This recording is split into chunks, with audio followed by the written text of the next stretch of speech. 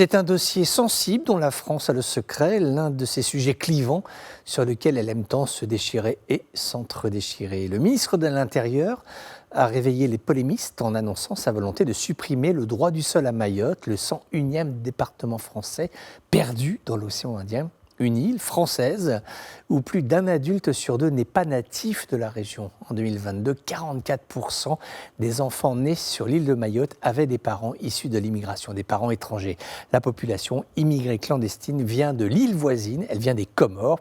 Les gens fuient la misère. Si l'un des leurs naît à Mayotte, eh bien, il récupère la nationalité française et les avantages sociaux. Car le droit du sol, c'est ça.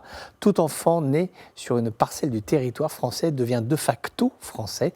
Or, le droit du sol a créé un phénomène d'aspiration tel que le territoire de Mayotte aujourd'hui ne peut plus le supporter. La moitié de sa population est en situation irrégulière. La suppression du droit du sol est réclamée depuis longtemps par la droite française et ce qui est en train de changer, c'est que la gauche traditionnelle commence à admettre que ce n'est plus tenable.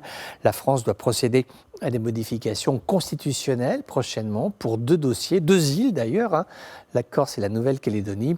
Ce pourrait être l'occasion de supprimer le droit du sol à Mayotte. La gauche française a toujours eu historiquement un courant très réservé sur les questions migratoires. François Mitterrand, à son époque, réclamait déjà le départ des personnes en situation irrégulière. Il a ensuite joué la carte politique de SOS Racisme, mais son idée initiale était bien le retour des clandestins. Laurent Fabius, ancien Premier ministre, aujourd'hui président du Conseil constitutionnel, avait clairement dit que la France ne peut pas accueillir toutes les misères du monde. Et dans les grandes municipalités françaises, même de gauche, les élus entendent l'exaspération des habitants en France. Alors la question du droit du sol est un double calcul pour l'exécutif, à la fois confirmer le virage régalien en France, qui veut revenir aux fondamentaux du respect des droits et des devoirs, à la fois envoyer un message politique à une opinion publique qui a pris un virage à droite sur les questions migratoires, mais aussi les questions de religion ou encore les questions sociétales. Ce que la France veut, c'est couper l'attractivité auprès de ceux qui sont là uniquement pour profiter du système et réussir néanmoins à accueillir les meilleurs, ceux qui sont désireux